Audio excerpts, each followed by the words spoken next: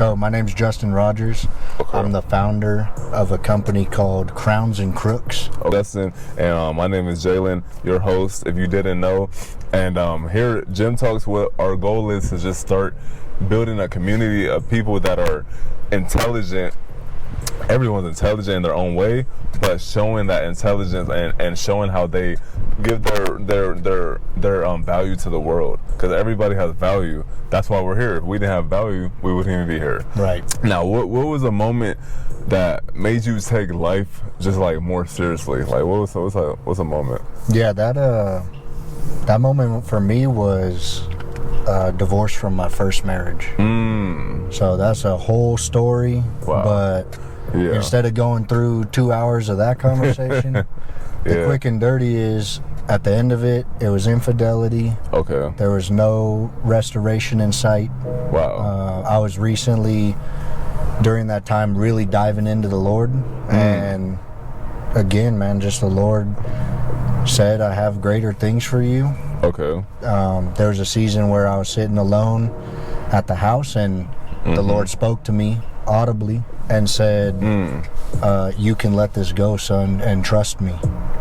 And from then on, my life just keeps getting better and better for everything that I've given to him. Yeah. Wow. And due to obedience, as you heard, that he had to just listen and say, you know what, maybe this is what I thought was working and what I wanted, the relationship. Yeah. But it wasn't. Like, God knew, like, hey, this ain't working. Like, come on, let's end this right now. I can see her thoughts. I can see the things that she's thinking. Yeah. And I had to realize that when I was in a relationship and I got into that situation with my ex, and I was just like, you know, you wanted it to go into marriage, but you almost like forcing it. And I had to realize too, I kind of had a little simpish ways, and I was like, you know what, Lord, like, you know, I had to repent, because I'm like, I kind of realized, oh wow, you kind of pedestalized and made her almost your God. Yeah. So you know what?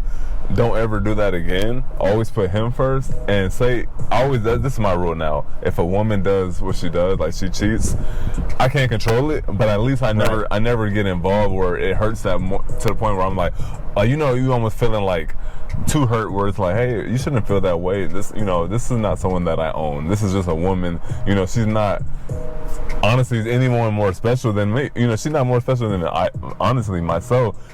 And she's not more special than God. So I'm not gonna be this hurt over a person's decision, because I can't change a person's decision. That's how I started looking at it. It's definitely God first. And you know, I think what really hit me in that season was, like you said, you made comments about the simpish ways. I wasn't a man. I wasn't the man that should have been a man to be a husband, or to be a father, or to be any of these things. And the way I like to look at it, looking back and also looking ahead, is I wasn't the man that God wanted me to be or prepared me to be. Yeah. God wanted me to be a kingdom warrior. He wanted me to be a king. He wanted me to know how to lead, and I was not there. I wasn't there. And what I wanted most of all was to be a father and to be a husband, but I wasn't ready. Yeah, it wasn't like, you weren't like mentally there and you thought, you always, like, you knew you wanted it, but it was like, hey, you're not that. There's a desire in my heart, but I forced it in my own flesh. Yeah. It wasn't God's time. I understand. Yep, that makes sense. Yeah. Yep. Let me make sure I wake up this. It's already on. How'd you like to see? Cool. So we're gonna move on to question number 2. Now, what do you feel like the truth hit you the hardest? What truth hit you the hardest, but like changed everything in your life? Or did you already explain that? If you already explained that, we can kind of go over it. Yeah, it's that accountability. Okay. Once I started putting everything on me, like you said, the woman can do whatever she wants to do, but it's not you. Well, I'm going to take the accountability and the responsibility ahead of time, and just be a person that's validated in God and identified in God, to where that action's not going to cause me to change who I am in God. Exactly. Right? It does not take away my identity. It's like, oh, okay, you know, I mean, that's almost like, that's why I started looking at it, like, when I started getting closer even with God. Yeah.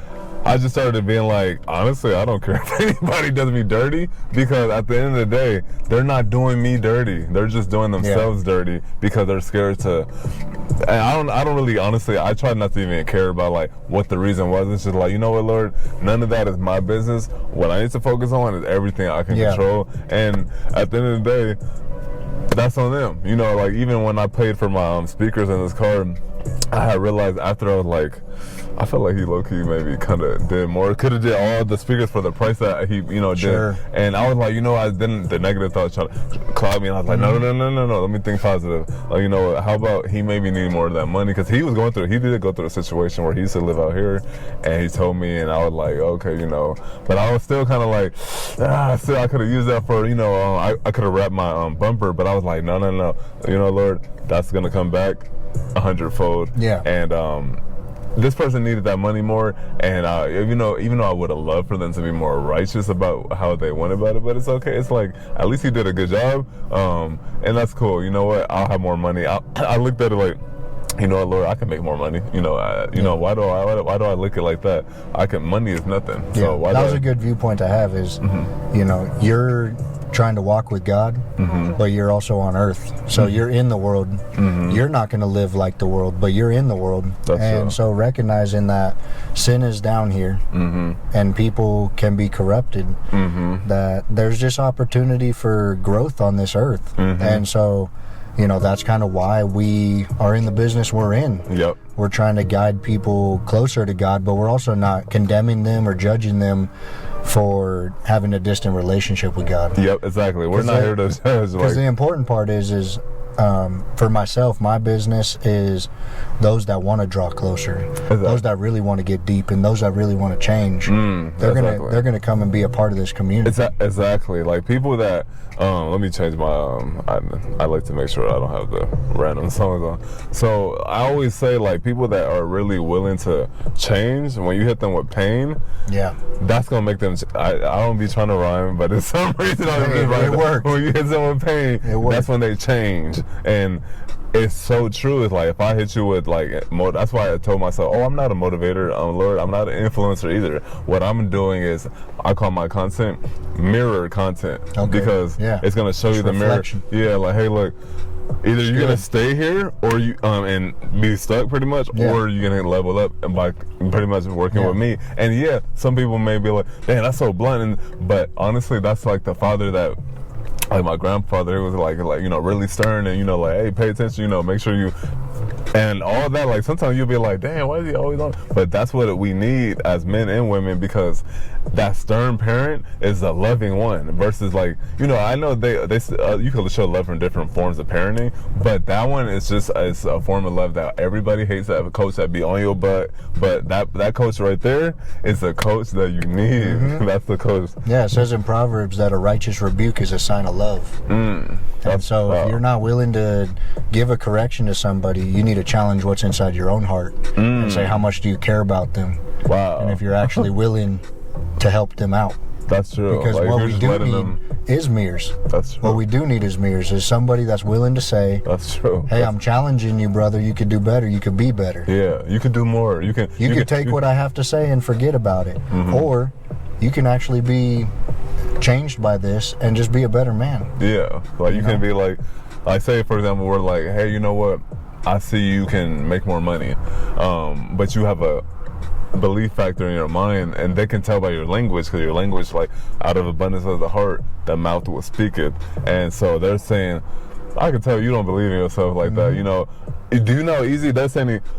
Look at me. Do you know how easy it is to make 50K? And you're like, like, you know. But so they're telling you, like, hey, look, either you're gonna stick like this and you're gonna only make this amount of money, you're gonna keep wishing, like, oh, I wish I could be here, I wish I can, or you can just move, and they will put that pain in you. And then sometimes when you really get tired enough, like for me, that's what happened, and you just be like, you know what, Lord, I'm gonna change, because I'm tired of settling and being like, you know, feel like I'm not getting my worth. And sometimes you have to, when you jump on that boat and you trust Christ, you know, you gotta just be like, you know what, this is gonna work. This has to work, because he said in his all his rules and his laws tell me his principles. Hey, this has to work. If I have the faith and I move and I have action, it has to work. It doesn't mean it's gonna be just super pretty, but that doesn't mean that I don't keep going. Yeah, and it means that it's not maybe going to go the way that you expected either. Exactly. That understanding that you had, that plan you had, as long as you're remaining faithful and trusting in the Lord, that does not mean that what you want to happen is going to happen. Exactly. The will of God's going to happen. Yeah. Thank you. And we're going to ride on that. And see, I don't want to cut you off on there, but we was talking about my car, and we're sitting in it right now. This wasn't the plan. Yeah, right. This was. I'm telling you all right now. I was looking at BMW 340i's. I was looking at Hyundai Veloster N's. Maybe was that it? Or maybe something else too. And I was like set on it. Like, yeah, I'm gonna get this. Okay, cool, perfect. And my mom was just like, let's go just check. And I was like, dang, I just felt like the pressure of like, man, I got to trade this car in, because I just feel like, and I really shouldn't. That's my only problem I could have thought about. I said, I could have just went to the dealership and thought about like, hey mom, let me make sure I talk about it before I do it. But I felt like I didn't have no money. So it was just the plan. Like I'm telling you, sometimes the plan is just right there. You're like, hey, and it was a perfect time. And the first day driving it, I was nervous. I just learned how to drive stick and on that day. And it was just like, everything was meant to be. It was almost like I was confused, like, damn, did I make the right? It was like, yeah, you did, bro. At this point, like, even though I know you could have kept the car, I know you could have kept da-da-da-da-da, but it was like, trust me, you could get more of that. You can get another car. You can get another project car. Like, it was almost like an abundance mindset.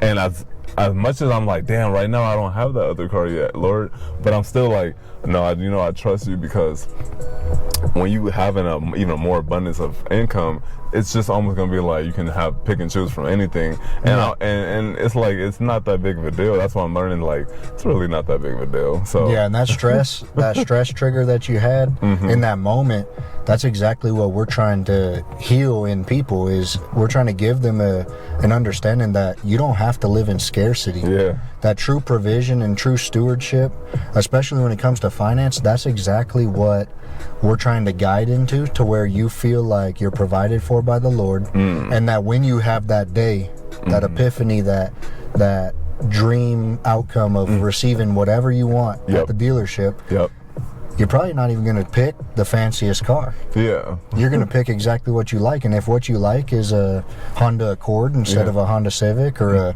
a truck instead of a sports car, like, you have the opportunity. And again, that goes back to God's plan.